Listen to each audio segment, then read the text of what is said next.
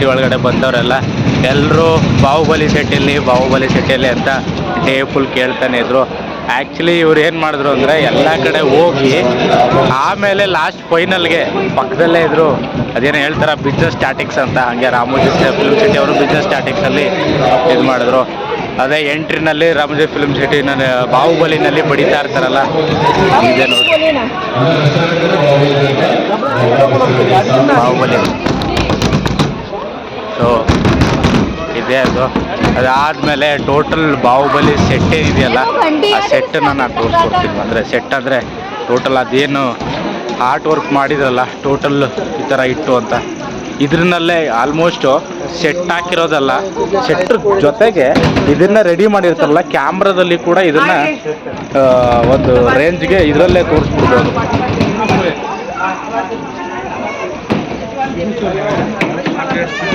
ಇದೇ Bahubali set plan ಆಗ್ತಿದೆ.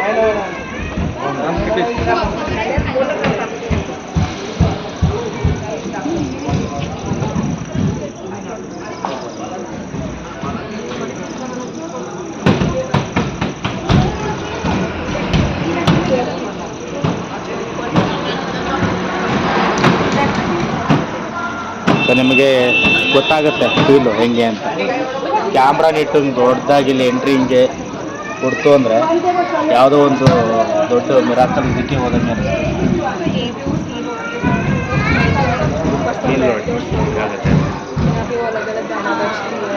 Exit buses available है सर, अंदर से एग्जिट है, लोकल से एग्जिट होते हैं. ಬಾಹುಬಲಿ ಸೆಟ್ಟು ಅಂತ ಹೇಳ್ತಾನೆ ಇದ್ರು ಬೆಳಗ್ಗೆ ಎಲ್ಲ. ಹಾಗೆ ಎಂಟ್ರಿ ಬೆಲ್ಲು ಸಖತ್ತ ಸೈಕಾಗಿದೆ.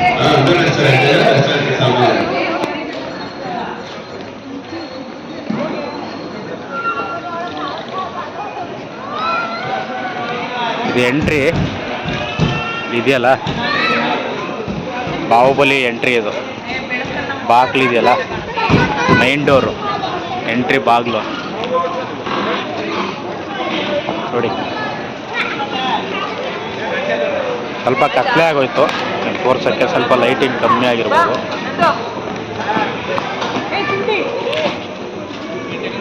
ನೋಡಿ ಬಾಗಿಲು ಹೆಂಗಿದೆ ಅಂತ.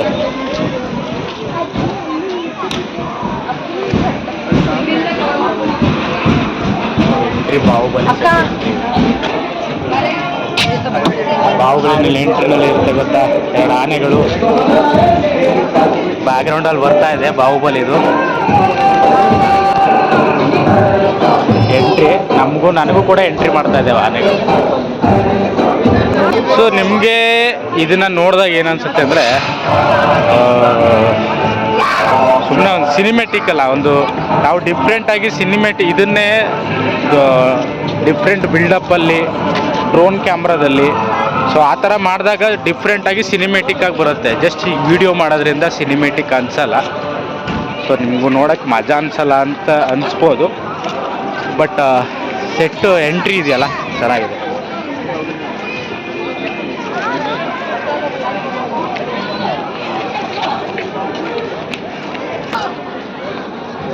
ಬಲ್ಲಾಳೆ ದೇವನ್ನು ತೋರಿಸ್ತೀನಿ ನಿಮಗೆ. ಬಾಹುಬಲಿನಲ್ಲಿ ಲಿಂಗ ಎತ್ತುತ್ತಾನಲ್ವಾ, ಸೊ ಆ ಲಿಂಗನ ಮೋಸ್ಟ್ಲಿ ಇದೇ ಇರ್ಬೋದು, ಲಿಂಗನೇ ತಂದು ಕೊಳದಲ್ಲಿ ಇಟ್ಬಿಟ್ಟವ್ರೆ. ತೋರಿಸ್ತೀನಿ ನಿಮಗೆ. ಸೊ ಆಲ್ಮೋಸ್ಟು 100ಗೆ 200% ಅವ್ರಿಗೇನು ಸೆಟ್ ಬೇಕಲ್ಲ ಅದನ್ನು ಪೂರ್ತಿ ಇಲ್ಲೇ ರೆಡಿ ಮಾಡ್ಕೊಂಡ್ಬಿಟ್ಟವ್ರೆ.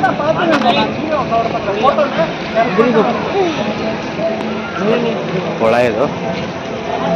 ಸೊ ನಾವು ಸಿನಿಮಾದಲ್ಲಿ ಸಿನಿಮೆಟಿಕ್ಕಾಗಿ ನೋಡಿದ್ರೆ ಡಿಫ್ರೆಂಟ್ ಅನಿಸ್ಬೋದು.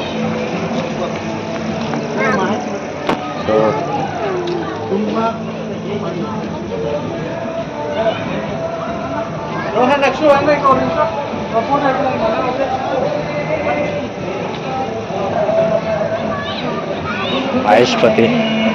ಮಹೇಶ್ಪತಿ ಅದು.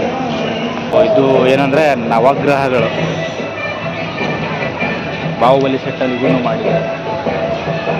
ನಮ್ಮ ಹಿಂದೂ ಧರ್ಮದಲ್ಲಿ ನವಗ್ರಹಗಳಿದ್ದಾವಲ್ಲ ಅಷ್ಟನ್ನು ಮಾಡಿದ್ದಾರೆ. ಸೊ ಇದು ಟೆಂಪಲ್ ಸೆಟಪ್ಪು. ಟೆಂಪಲ್ ಸೆಟಪ್ ಕರ್ಕೊಂಡು ಹೋಗ್ತೀನಿ ಎಂಟ್ರಿಯಿಂದ.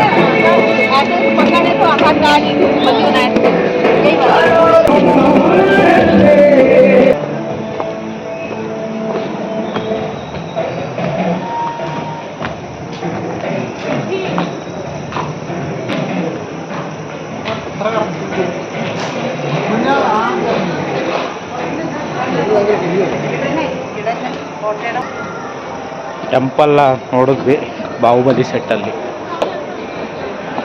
ಸಿಕ್ಕಾಪಟ್ಟೆ ದೊಡ್ಡದಿದೆ ಗುರು, ಭಯಂಕರ ದೊಡ್ಡದಿದೆ ಸೆಟ್ಟೆ. ಈ ರೇಂಜ್ಗಿದೆ ಗುರು.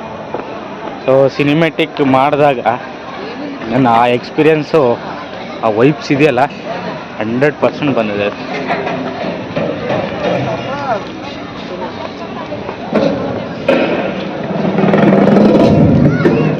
ಲೈಟ್ ಇದೆ ಗೊತ್ತಾ, ಇದನ್ನ ನೋಡ್ಬೇಕು ನೀವು.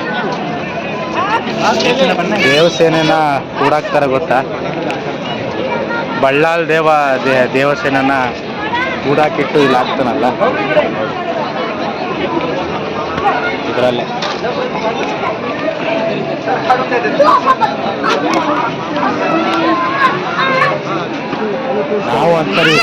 ನಾವು ಒಂದ್ಸರಿ ಹೋಗೋಣ, ದೇವಸ್ಥಾನ ಹೆಂಗಿದ್ರು ಅಷ್ಟು ವರ್ಷ ಅಂತ ನೋಡೋಣ.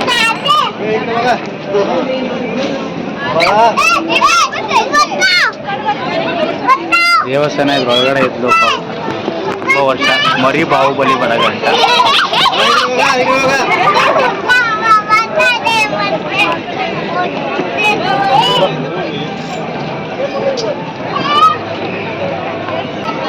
ವಾಟರ್ ಸೆಟಪ್ಪು ಎಲ್ಲ ಹಂಗೆ ಇದೆ ಗುರು, ಯಾವುದು ಚೇಂಜ್ ಆಗಿಲ್ಲ.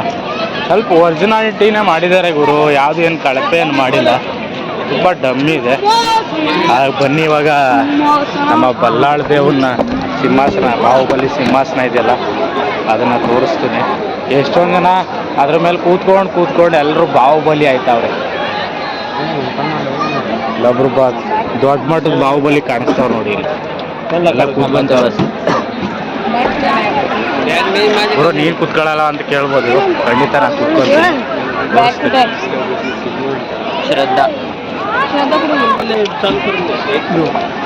ಗುರು ಬಾಹುಬಲಿಲಿ ಕೂತ್ಕೊಂಡಿದ್ದೀನಿ, ಹೆಂಗಿದೆ ನೋಡಿ. ಇದೊಂದು ಎಕ್ಸ್ಪೀರಿಯನ್ಸಸ್ ಸಕ್ಕತ್ತಾಗಿದೆ. ನೀವು ಈ ಸಿನಿಮಾದಲ್ಲಿ ವೈಬ್ಸ್ ಹೆಂಗಿರ್ಬೋದು.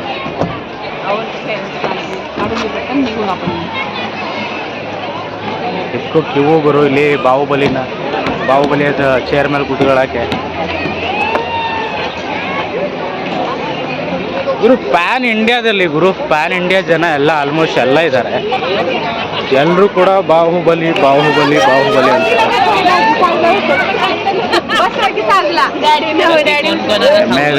ಗಾಡಿ ಎಮ್ಮೆ ಥರ.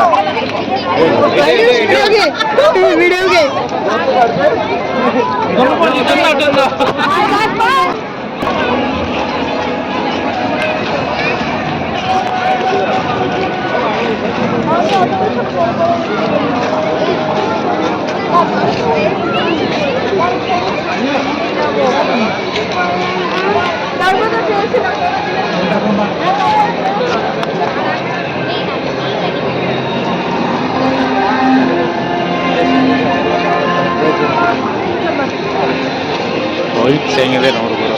ಬಾಹುಬಲಿ ಬಂದು ಇಷ್ಟು ವರ್ಷ ಆದರೂ ಅದ್ರ ವ್ಯಾಲ್ಯೂನೇ ಕಳ್ಕೊಂಡಿಲ್ಲ. ಇನ್ನು ಮಾಡಿದ ಸಿನಿಮಾ ಆದಮೇಲೂ ಕೂಡ ಅದ್ರ ಸೆಟ್ ಇದೆಯಲ್ಲ, ಅದ್ರ ಸೆಟ್ಟು ಕೂಡ ಭಯಂಕರ ಇದೆ.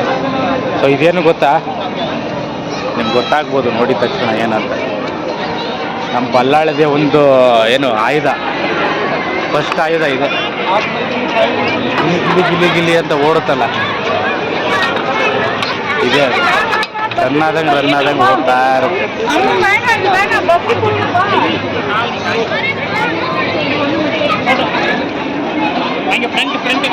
ಇದೇನಂದರೆ ಇದು ಹೆಂಗೆ ಮಾಡಿಫೈ ಮಾಡಿದ್ದಾರೆ ಅಂದರೆ, ಆ್ಯಕ್ಚುಲಿ ಟೂ ವೀಲರ್ ಇದು ಆಯಿತಾ. ಟೂ ವೀಲರ್ನ ನಮ್ಮ ಬಲ್ಲಾಳ್ ದೇವನಿಗೆ ಟೂ ವೀಲರಲ್ಲಿ ಮಾಡಿಫೈ ಮಾಡಿ ಮುಂದೆ ನೆಕ್ಸ್ಟ್ ಓಡೋ ಥರ ಮಾಡಿದ್ದಾರೆ ಅಷ್ಟೇ. ಚೆನ್ನಾಗಿ ಮಾಡಿದ್ದಾರೆ.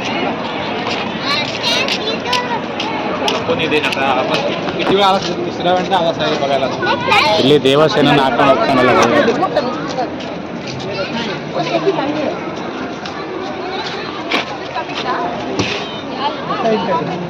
ಒಳಗಡೆ ದೇವಸೇನ ಹಾಕೊಂಡು ಹೋಗ್ತಾ ಇರ್ತಾನೆ, ಓಡ್ತಾ ಇರ್ತಾನೆ. ಇದಕ್ಕೆ ಹೋಗ್ತಾನಲ್ಲ ತಗೊಂಡು.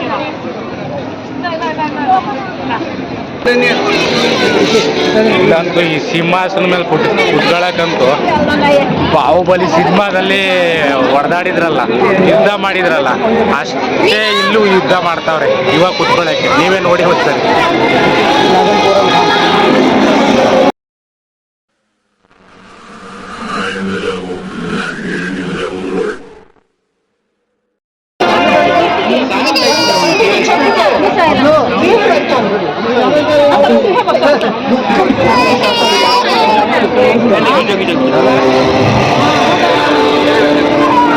ನೋಡಿದ್ರಲ್ಲ ಗುರು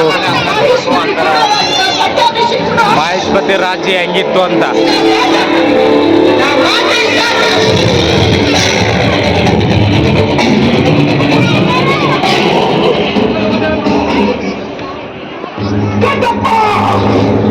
ಕಟ್ಟಪ್ಪಂದು ಏನ್ ಮಾತ್ರ ಕುರು ಇಲ್ಲ ಗುರು.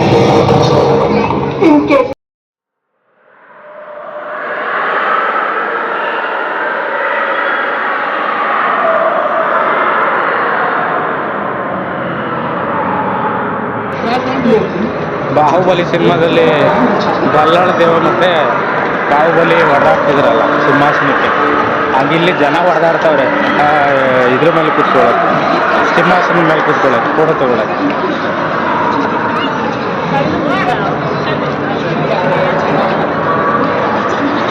ನೋಡಿದ್ರಲ್ವಾ ಬಾಹುಬಲಿ ಸೆಟ್ಟು ಭಾಳ ಅದ್ಭುತವಾಗಿ ಮಾಡಿದ್ದಾರೆ ಗಣೆ.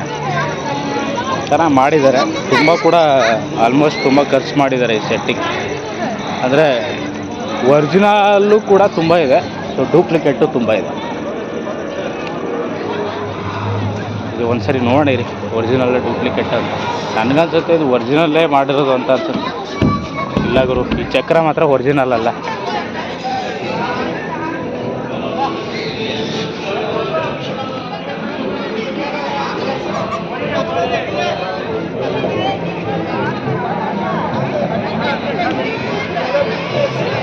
ಬಟ್ ಜನಗಳಿಗೆ ಸಿನಿಮಾ ಆಗಿ ಇಷ್ಟು ವರ್ಷ ಆಗಿದೆ ಆದರೂ ಬಾಹುಬಲಿ ಅಂತ.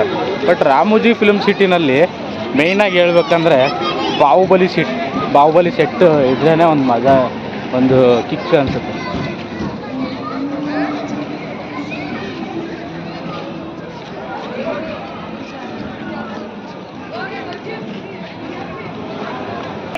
ಇದು ಬಾಹುಬಲಿ ಕಲ್ಲು ಎಸಿತಾರೆ ಗೊತ್ತಾ,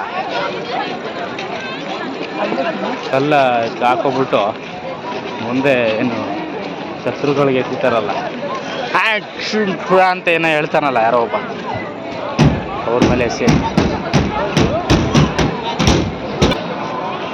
ಫೈನಲಿ ಗುರು, ಬಾಹುಬಲಿ ಸೆಟ್ ಬಗ್ಗೆ ಒಂದೆರಡು ಮಾತು ಹೇಳ್ಬೇಕಂದ್ರೆ ಅಲ್ಟಿಮೇಟು, ನಿಜವಾಗ್ಲೂ ಒಂಥರ ಒಂದು ಲೆಜೆಂಡ್ರಿ ಅಂತಲೇ ಹೇಳ್ಬೋದು.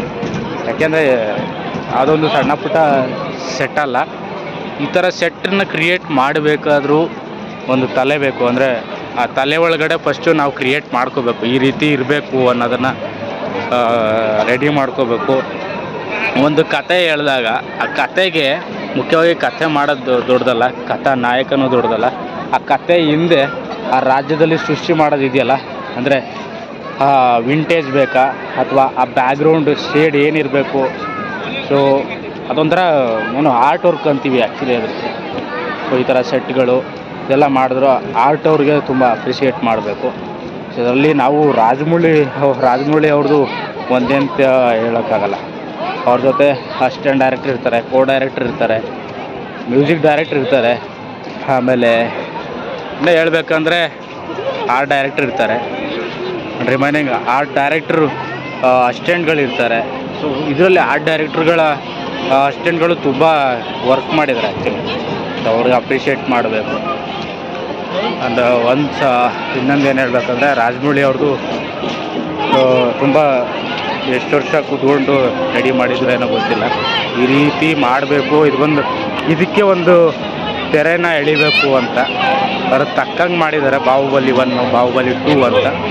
ಚೆನ್ನಾಗಿದೆ. ಆ ವೈಬ್ಸ್ ಏನಿದೆಯಲ್ಲ ಸಖತ್ತಾಗಿದೆ. ಸಿನಿಮಾ ಬಗ್ಗೆ ಸಿನಿಮಾ ರಿಲೀಸ್ ಆದಾಗ ಅವರು ಮಾತಾಡಿದ್ರಲ್ಲ, ಇಲ್ಲಿ ಬಂದು ಒರಿಜಿನಾಲಿಟಿ ನೋಡಿದಾಗಲೂ ಕೂಡ ಹಂಗೆ ಇದೆ ಗುರು. ಯಾಕೆಂದರೆ ನನಗನ್ಸುತ್ತೆ ಬಾಹುಬಲಿ ಸಿನಿಮಾ ಮಾಡಬೇಕಾದ್ರೇ ಸೊ ಪ್ಯಾನ್ ಇಂಡಿಯಾದಲ್ಲಿ ಅಂದರೆ ಇಡೀ ವರ್ಲ್ಡಲ್ಲಿ ಬಾಹುಬಲಿ ಅನ್ನೋದು ಒಂದು ನಡ್ಕ ಹುಟ್ಟಿಸುತ್ತೆ ಅನ್ನೋದು ಮೊದಲೇ ಗೊತ್ತಿತ್ತೋ ಏನೋ ಅನ್ನೋದೇ ನನಗೆ ಗೊತ್ತಿಲ್ಲ. ಯಾಕೆಂದರೆ ಇವ್ರ ಫ್ಯೂಚರು ಇನ್ನೊಂದು ಅಷ್ಟು ವರ್ಷ ಹೋದರೆ ಒಂದು ಜನ್ರೇಷನ್ ಗ್ಯಾಪ್ ಆದರೂ ಕೂಡ ಬಾಹುಬಲಿ ಅನ್ನೋದು ಇತ್ತು, ಈ ಥರ ಮಾಡಿದರು, ಈ ಥರ ಒಂದು ಸಿನಿಮಾ ಕ್ರಿಯೇಟ್ ಮಾಡಿದರು ಅನ್ನೋದು ನೆನಪಿರಲಿ ಅನ್ನೋದಕ್ಕೋಸ್ಕರ ಸೆಟ್ ಮಾಡಿದ್ರ ಅಥವಾ ಬಟ್ ಇನ್ನೊಂದು ಹೇಳ್ಬೇಕಂದ್ರೆ ಒಂದು ಸಿನಿಮೆಟಿಕ್ ಇದೆಯಲ್ಲ, ಆ ಸಿನಿಮೆಟಿಕ್ನ ಕ್ರಿಯೇಟ್ ಮಾಡೋದು ಅಷ್ಟು ಸುಲಭ ಅಲ್ಲ. ನಾವೊಂದು ಇವಾಗ ನೀವೇನೇ ಮಾಡಬೇಕಾದ್ರೂ ಒಂದು ಕೆಲಸ ಮಾಡೋಕ್ಕಿಂತ ಮೊದಲು ತಲೆಯಲ್ಲಿ ಯೋಚನೆ ಮಾಡ್ತೀವಿ ಏನಂತ ಯೋಚನೆ ಮಾಡ್ತೀವಿ ಅಂದರೆ ಒಂದು ಕೆಲಸ ಈ ರೀತಿ ಮಾಡಬೇಕು, ಇದೇ ಸ್ಟೈಲಲ್ಲಿ ಇರಬೇಕು, ಇದನ್ನು ಫೈನಲ್ ಔಟ್ಪುಟ್ ಕೊಡಬೇಕು ಅಂತ ಫಸ್ಟು ಅದನ್ನು ತಲೆಯಲ್ಲಿ ಕ್ರಿಯೇಟ್ ಮಾಡ್ಕೊಳ್ಳೋದಿದೆಯಲ್ಲ, ಕ್ರಿಯೇಟ್ ಅದನ್ನು ತಂದು ಊಡೋದಿದೆಯಲ್ಲ, ಅದು ತುಂಬ ಇಂಪಾರ್ಟೆಂಟ್ ಅಲ್ವಾ. ಸೊ ಹಾಗಾಗಿ ಫೈನಲಿ ವೆರಿ ಗುಡ್ ಇನ್ನು ಬಾಹುಬಲಿ ಸೆಟ್ಟು.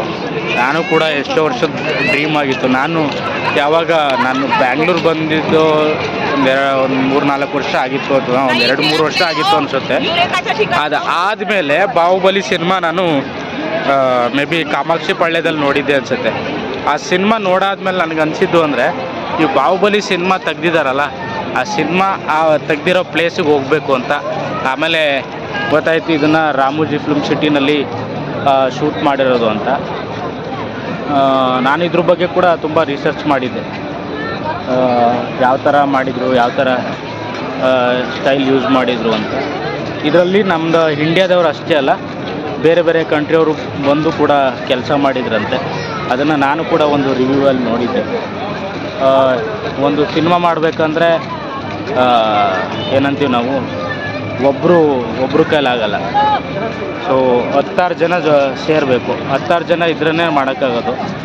ಯಾಕೆಂದರೆ ಒಂದು ಲೈಟ್ ಬಾಯ್ ಅನ್ನೋದು ಅಷ್ಟೇ ಅಲ್ಲ, ಒಂದು ಕ್ಯಾಂಟ್ರಿಂಗಿಂದ ಹಿಡಿದು ಒಬ್ಬ ಡ್ರೈವರಿಂದ ಹಿಡಿದು ಮೈನ್ ಡೈರೆಕ್ಟರ್ ಆ್ಯಂಡ್ ಹೀರೋಯಿನ್ಸು ವಿಲ್ಲನ್ನು ಅಂತ ಬಂದಾಗ ಮೇಯ್ನಾಗಿ ಆ್ಯಕ್ಚುಲಿ ಪ್ರತಿಯೊಬ್ಬರು ಕೂಡ ಇಂಪಾರ್ಟೆನ್ಸ್ ಆಗ್ತಾರೆ. ಬರೀ ಇವರೇ ಅಂತಲ್ಲ, ಎಲ್ಲರೂ ಕೂಡ ಇಂಪಾರ್ಟೆಂಟೇ. ಆದರೆ ಮೇಯ್ನಾಗಿ ರಾಜಮೌಳಿ ಅವ್ರಿಗೆ ಅಪ್ರಿಷಿಯೇಟ್ ಮಾಡಬೇಕು. ಆ್ಯಂಡ್ ಪ್ರಭಾಸ್ ಅವರು ಅವತ್ತಿಗೆ ನನಗನ್ಸೋ ಪ್ರಕಾರ ಒಂದು ಆ ಸ್ಟೈಲು, ಆ ಕದರು, ಬಾಹುಬಲಿ ಅನ್ನೋ ಪಾತ್ರಕ್ಕೆ ಒಂದು ರೇಂಜನ್ನು ತುಂಬಿಸಿದ್ರು ಅಂತ ನನಗನ್ನಿಸ್ತು.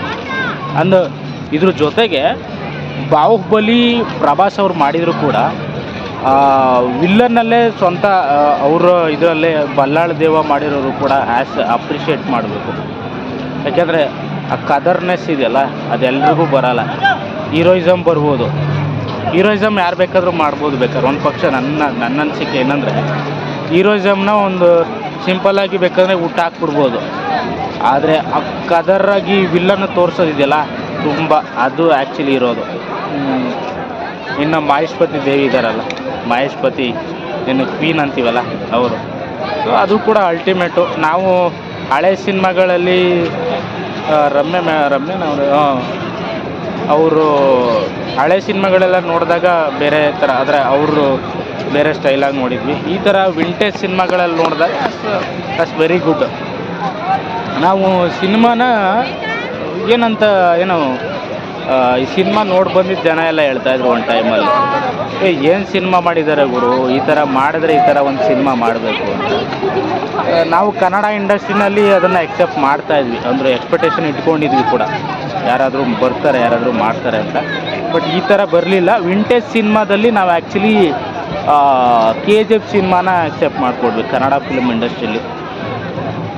ಕನ್ನಡ ಫಿಲಮ್ ಇಂಡಸ್ಟ್ರಿಲಿ ನಮ್ಗೆ ಗೊತ್ತಿರೋದು ಒಂಥರ ಬಿಗ್ ಪ್ಯಾನ್ ಇಂಡಿಯಾ ಸಿನಿಮಾ ಇದು. ಪ್ಯಾನ್ ಇಂಡಿಯಾ ಸಿನಿಮಾ ಅನ್ನೋದಕ್ಕಿಂತ ಹೆಚ್ಚಾಗಿ ಪ್ಯಾನ್ ವರ್ಲ್ಡ್ ಸಿನಿಮಾ ಇದೆ. ಸೊ ತುಂಬ ಖುಷಿ ಕೂಡ ಆಯಿತು. ಈಗ ನಾವು ಬಾಹುಬಲಿ ಅಂತೀವಿ, ತೆಲುಗುನಲ್ಲಿ, ಆಂಧ್ರದಲ್ಲಿ, ತೆಲಂಗಾಣದಲ್ಲೆಲ್ಲ ಬಂದು ಸಿನಿಮಾ ಇಂಡಸ್ಟ್ರಿ ಅಂತ ಬಂದಾಗ ತುಂಬ ಇದ್ದಾರೆ. NTR ಇದ್ದಾರೆ, ತುಂಬ ಜನ ಇದ್ದಾರೆ, NTR ಫ್ಯಾಮಿಲಿಯವರು ತುಂಬ ಇದ್ದಾರೆ. ನಾವು ಕನ್ನಡ ಇಂಡಸ್ಟ್ರಿನಲ್ಲಿ ಇದಕ್ಕಿಂತ ಏನು ತೆಲುಗು, ಮಲಯಾಳಮ್ಮು, ಸೌತ್ ಇಂಡಿಯನ್ ಏನಿದೆಯಲ್ಲ, ಸೌತ್ ಇಂಡಿಯನ್ ಇರಲಿ, ನಾರ್ತ್ ಇಂಡಿಯನ್ ಇರಲಿ, ಅದಕ್ಕೆ ಮೇರು ನಟರಾಗಿ ನಾವು ಡಾಕ್ಟರ್ ರಾಜ್ಕುಮಾರ್ ಅವ್ರನ್ನ ತುಂಬ ಅಪ್ರಿಷಿಯೇಟ್ ಮಾಡಿದ್ವಿ. ಇವ್ರನ್ನ ನೋಡ್ಕೊಂಡು ಅವರು ಆ್ಯಕ್ಟ್ ಮಾಡ್ತಾಯಿದ್ರು ಅಂತ ಕೂಡ ನಾನು ಕೆಲವೊಂದು ಇಂಟರ್ವ್ಯೂಗಳಲ್ಲಿ ಅವರೇ ತೆಲುಗು ಇಂಡಸ್ಟ್ರಿನಲ್ಲಿ ಕೂಡ ಅವರೇ ಕೆಲವೊಂದು ಇಂಟರ್ವ್ಯೂಗಳಲ್ಲಿ ಕೂಡ ಹೇಳ್ತಾಯಿದ್ರು.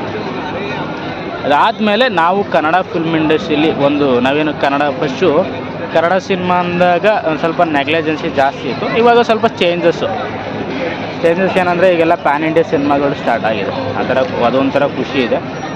ಇನ್ನು ನೆಕ್ಸ್ಟು ಹೇಳ್ಬೇಕಂತಂದರೆ ಇವಾಗ KGF ಆಯಿತು. ಇನ್ನು ಇವಾಗ ಆ ಥರ ಪ್ಯಾನ್ ಇಂಡಿಯಾ ಸಿನಿಮಾಗಳು ನೆಕ್ಸ್ಟು ಯಶ್ ಅವ್ರದ್ದೇ ಅಂತ ಅಂದ್ಕೊತೀನಿ. ಅದು ಬಿಟ್ಟು KGF ಆದಮೇಲೆ ಕುರುಕ್ಷೇತ್ರ ಬಂತು. ಕುರುಕ್ಷೇತ್ರನ ಸ್ವಲ್ಪ ನಾವು ಕೂಡ ನೋಡಿದ್ವಿ. ಅದು ಕೂಡ ಚೆನ್ನಾಗಿತ್ತು. ಯಾಕೆಂದರೆ ಅದು ನಮ್ಮ ಧರ್ಮದ ಕಥಾ ಆಗಿರೋದ್ರಿಂದ ಅದು ಕೂಡ ಚೆನ್ನಾಗಿ ಹೋಯಿತು. ಅದಾದಮೇಲೆ ನೆಕ್ಸ್ಟು ನಾವು ಟ್ಯಾಕ್ಸಿಕ್ನ ನಾವು ಅಕ್ಸೆಪ್ಟ್ ಮಾಡ್ಕೋಬೇಕು. ಮೇ ಬಿ ಆ ಥರ ಸಿನಿಮಾನ ವರ್ಲ್ಡ್ ವೈಡ್ ಸಿನಿಮಾ ನಾವು ಮತ್ತೆ ಕಮ್ಬ್ಯಾಕ್ ಮಾಡಬೇಕು ಅಂತಂದರೆ ಮೇ ಬಿ ಟ್ಯಾಕ್ಸಿಕ್ಕೆ ಇರ್ಬೋದು. ಅವ್ರಿಗೆ ವೆಯ್ಟ್ ಮಾಡಬೇಕು ಅನ್ನೋದೇ ನನ್ನ ಅನಿಸಿಕೆ. ನಾನು ನೆಕ್ಸ್ಟು ಯಾವ್ದು ಬರುತ್ತೋ ಗೊತ್ತಿಲ್ಲ. ಟ್ಯಾಕ್ಸಿಗೆ ಬಿಟ್ಟರೆ ನೋಡೋಣ ಸದ್ಯದಲ್ಲಿ. ಬಟ್ ವೆರಿ ಕಂಪೇರ್ ಮಾಡೋಕ್ಕೆ ಆಗಲ್ಲ. ಅವ್ರವ್ರ ಸಿನಿಮಾ ಇಂಡಸ್ಟ್ರಿಯಲ್ಲಿ ಅವ್ರವರೇ ಕಿಂಗ್ಗಳಂತಾರಲ್ಲ, ಹಂಗೆ ತೆಲುಗು ಇಂಡಸ್ಟ್ರಿಲಿ ತೆಲುಗು ಅವರೇ ಕಿಂಗ್ಗಳಾದರೆ ಕನ್ನಡ ಇಂಡಸ್ಟ್ರಿಲಿ ಕನ್ನಡ ಅವರೇ ಕಿಂಗ್ಸು. ತಮಿಳ್ನಾಡಿಗವರು ತಮಿಳವರೇ ತಮಿಳ್ನಾಡಲ್ಲಿ ತಮಿಳ್ನಾಡವ್ರದ್ದೇ ಏನು ಅವ್ರುಗಳೇ ಕಿಂಗು. ನಾರ್ತ್ ಇಂಡಿಯಾದಲ್ಲಿ ಅವ್ರದ್ದೇ. ನಾರ್ತ್ ಇಂಡಿಯನ್ದು ಗೊತ್ತಲ್ಲ ಸ್ವಲ್ಪ. ಇನ್ನೊಂದು ಹೇಳಬೇಕು, ಇದೇ ಟೈಮಲ್ಲಿ KGF ಸಿನಿಮಾ ರಿಲೀಸ್ ಆಗಿತ್ತು. KGF ಸಿನಿಮಾ ರಿಲೀಸ್ ಆದಾಗ ಜೀರೋ ಸಿನಿಮಾ ಕೂಡ ರಿಲೀಸ್ ಆಗಿತ್ತು. ಕೆಲವರು ಬೆಂಗಳೂರಲ್ಲಿ ಟಾಂಗಿತ್ತು ಅವಾಗ, ಇಲ್ಲ ಜೀರೋ ಸಿನಿಮಾ ಮುಂದೆ KGF ಸಿನಿಮಾ ಬಿದ್ದೋಗುತ್ತೆ ಅಂತ. ಜೀರೋ ಆಗೇ ಹೋಯ್ತು. ಬಟ್ ನಾವು ಅದನ್ನು ಫೇಲ್ಯೂರು ಅಂತ ಇದು ಮಾಡ್ತಾಯಿಲ್ಲ, ಬಟ್ ಅದು ಕೂಡ ಚೆನ್ನಾಗೇ ಹೋಯ್ತು. ಬಟ್ ಕೆಲವೊಂದು ಸರಿ ಕನ್ನಡ ಸಿನಿಮಾಗೆ ಅವ್ರು ಕಂಪ್ಯಾರಿಸನ್ ಮಾಡಿ ಕನ್ನಡ ಸಿನಿಮಾ ಇಂಡಸ್ಟ್ರಿ ಬೇರೆ ಏನಿಲ್ಲ ಅಂತ ಯಾವಾಗಲೂ ಕಂಪೇರ್ ಮಾಡ್ತಿರ್ತಾರೆ. ನಾನು ಕೂಡ ಇಲ್ಲಿ ರಾಮೋಜಿ ಫಿಲ್ಮ್ ಸಿಟಿನಲ್ಲಿ ಬೆಳಗ್ಗೆಯಿಂದ ನೋಡ್ತಾ ಇದ್ದೆ. ಕನ್ನಡ ಫಿಲ್ಮ್ ಇಂಡಸ್ಟ್ರಿ ಅಂಥದ್ದು ಏನಿಲ್ಲ ಇಲ್ಲಿ. ಪ್ಯಾನ್ ಇಂಡಿಯಾ ಇದೆ, ಅಂದರೆ ತಮಿಳವ್ರದ್ದು ಕೂಡ ಏನಿಲ್ಲ ಇಲ್ಲಿ. ಬರೀ ತೆಲುಗು, ಅದು ಬಿಟ್ಟರೆ ಇನ್ನು ನಾರ್ತ್ ಇಂಡಿಯಾದವ್ರೆ ಎಲ್ಲ ಪೂರ್ತಿ. ಇನ್ನು ತಮಿಳ್ನಾಡವ್ರದ್ದು ಇಲ್ಲ. ಇನ್ನು ಕನ್ನಡ ಫಿಲ್ಮ್ ಇಂಡಸ್ಟ್ರಿ ಅವ್ರದ್ದು ಏನೊಂದು ಪೋಸ್ಟರ್ ಆಗಲಿ, ಯಾವುದು ಕುರುಕ್ಷೇತ್ರ ಸಿನಿಮಾದು ಒಂದೇ ಒಂದು ಪೋಸ್ಟ್ ನೋಡಿದೆ. ಅದು ನಿಖಿಲ್ ಕುಮಾರಸ್ವಾಮಿ ಅವ್ರದ್ದು ಒಂದು ಸಿಂಗಲ್ ಪೋಸ್ಟರು. ಅಭಿಮನ್ಯು ಇದ್ರು. ಇನ್ನು ರಿಮೈನಿಂಗು ಆ ಥರ ಬೇರೆ ಯಾವುದು ಕೂಡ ಸೆಟ್ ಸಿಗಲಿಲ್ಲ ನನ್ನ ಪ್ರಕಾರ. ಹೌದು, ಬಟ್ ಚೆನ್ನಾಗಿತ್ತು. Totally Ramoji film city as very good. But middle class ಅವ್ರಿಗಲ್ಲ. ಯಾಕೆಂದರೆ ಫುಡ್ಡಲ್ಲಿ ಮತ್ತು ಟಿಕೆಟಲ್ಲಿ ಆಸ್ ವೆರಿ ಹೈ ಬಜೆಟ್ ಆಯಿತು. ಬಡವರಂತೂ ಬರೋಕ್ಕೆ ಆಗಲ್ಲ. ಆಫ್ಟರ್ನೂನ್ ಲಂಚ್ಗೂ ಕೂಡ ತುಂಬ ವೆರಿ ಕಾಸ್ಟ್ಲಿ ಆಯಿತು. ಆ್ಯಕ್ಚುಲಿ ನಾನು ನೋಡಿದ ಮಟ್ಟಿಗೆ ನಮಗೆಲ್ಲ ಓಕೆ. ಬಟ್ ಯಾರಾದರೂ ಸ್ವಲ್ಪ ತೀರಾ ಇಲ್ದಿರೋ ಏನೋ ಟ್ರಿಪ್ಗೆ ಪ್ಲ್ಯಾನ್ ಮಾಡ್ಕೊಂಡು ಬರ್ತಾ ಇರ್ತಾರೆ. ನಾನು ಹೇಳೋದು, ಯಾರಾದರೂ ಟ್ರಿಪ್ಗೆ ಪ್ಲ್ಯಾನ್ ಮಾಡ್ಕೊಬರೋರು ದಯಮಾಡಿ ಸ್ವಲ್ಪ ಬಜೆಟ್ ಬಗ್ಗೆ ಕೂಡ ಪ್ಲ್ಯಾನ್ ಮಾಡ್ಕೊಬನ್ನಿ. ರಾಮೋಜಿ ಫಿಲ್ಮ್ ಸಿಟಿನಲ್ಲಿ ಆಲ್ಮೋಸ್ಟು ಹೆಂಗಿದೆ ಅಂತ ಅಂದರೆ ಸ್ವಲ್ಪ ಟಿಕೆಟು ಕೂಡ ವೇರಿಯೇಷನ್ ಇರುತ್ತಂತೆ. ವೀಕ್ ಡೇಸಲ್ಲಿ ಒಂದು ರೇಟು, ವೀಕೆಂಡಲ್ಲಿ ಒಂದು ರೇಟ್ ಇರುತ್ತಂತೆ. ಸೊ ಹಂಗಾಗಿ ಪ್ಲ್ಯಾನ್ ಮಾಡಿ ಬನ್ನಿ, ಚೆನ್ನಾಗಿದೆ. ಬಟ್ ಇನ್ನೊಂದು ಏನಂದರೆ ಇವೆಲ್ಲ ಬಿಸ್ನೆಸ್ ಸ್ಟ್ಯಾಟಿಕ್ಸ್ ಇದೆ. ಯಾಕೆಂದರೆ ಇಷ್ಟೊಂದು 1000 ಎಕರೆ ಮೇಂಟೈನ್ ಮಾಡಬೇಕು. ಬಟ್ ಲಾಭ ಅಂತೂ ಇದ್ದೇ ಇದೆ ಬಿಡಿ. ಸಿನಿಮಾದೊಂದು ಅಷ್ಟೇ ಅಲ್ಲ, ಒಂದು ಪರ್ ಡೇ ಅಂತ ಅರೌಂಡ್ ಒಂದು 5,000 ಜನ 6,000 ಜನ ಇದ್ದೇ ಇರ್ತಾರೆ. ಲೆಕ್ಕನೇ ಇಲ್ಲ. 5,000 ಜನಕ್ಕೆ ಬರೀ ನಾವು 2,000 ರುಪೀಸ್ ಅಂದ್ಕೊಂಡ್ರೆ ಹೆಚ್ಚು ಕಮ್ಮಿ ಒಂದು ಕೋಟಿಗಟ್ಟಲೆ ದುಡ್ಡು ಆಯ್ತದೆ. ಅದಕ್ಕೆ ಮೇಂಟೆನೆನ್ಸು ಅವ್ರದ್ದು ಇದ್ದೇ ಇರ್ತದೆ.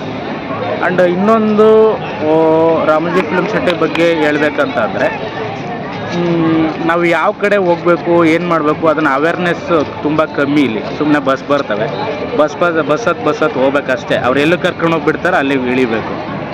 ಸೊ ಅದೊಂದು ಕೂಡ ಒಂದು ಮಿಸ್ಕಮ್ಯುನಿಕೇಷನ್ ಇದೆ. ಲಾಸ್ಟ್ ಎಂಡ್ ಆಫ್ ಏನಿದೆಯಲ್ಲ, ಬೆಳಗ್ಗೆ ಎಲ್ಲ ರೌಂಡ್ ಹಾಕೋ ಬಂದು ಸಂಜೆ ಲಾಸ್ಟ್ ಏನು ಮಿಡಲಲ್ಲಿ ಇರ್ತಾರಲ್ಲ ಎಲ್ಲ ಫಸ್ಟೇ ಬಾಹುಬಲಿಗೆ ಹೋಗ್ಬಿಟ್ರೆ ಅವ್ರ ಮೂಡ್ ಡೈವರ್ಟ್ ಆಗುತ್ತೆ ಅಂದ್ಬಿಟ್ಟು so end of the day ಮಾಡ್ಕೊಂಡಿದ್ದಾರೆ. ಅಂದರೆ ಬೆಳಗ್ಗೆಯಿಂದ ಎಲ್ಲರೂ ಓಡಾಡಿರ್ತಾರಲ್ವ, so last next Baahubali set. ನಾನು ಆಲ್ಮೋಸ್ಟ್ ಬೆಳಗ್ಗೆಯಿಂದ ಕೇಳಿದ್ದೀನಿ ಇಲ್ಲಿ ತುಂಬ ಜನ ಆಲ್ಮೋಸ್ಟ್ ಕನ್ನಡದವರೆಲ್ಲ ತುಂಬ ಜನ ಬಂದಿದ್ದರು. ಅವರೆಲ್ಲರೂ ಕೂಡ ಬಾಹುಬಲಿ ಸೆಟ್ಟಲ್ಲಿ ಅವ್ರನ್ನ ಅಲ್ಲಿ ಡ್ರೈವರ್ಗಳನ್ನ ಅವರೆಲ್ಲರನ್ನೂ ಹೋಗಿ ಕೇಳ್ತಾಯಿದ್ರು. ಅವ್ರು ಹೇಳ್ತಿದ್ದು ಒಂದೇ, ನೆಕ್ಸ್ಟು ರೈಲ್ವೆ ಸ್ಟೇಷನ್ ಆಗುತ್ತೆ, ಏರ್ಪೋರ್ಟ್ ಆಗುತ್ತೆ, ಅದಾಗುತ್ತೆ, ಇನ್ನೊಂದಾಗುತ್ತೆ, ಮತ್ತೊಂದು ಆಗುತ್ತೆ. But as very good, no issue. But ಇನ್ನೊಂದು ಹೇಳ್ಬೇಕಂದ್ರೆ ಕ್ಲೀನ್ ಆ್ಯಸ್ ವೆರಿ ಗುಡ್.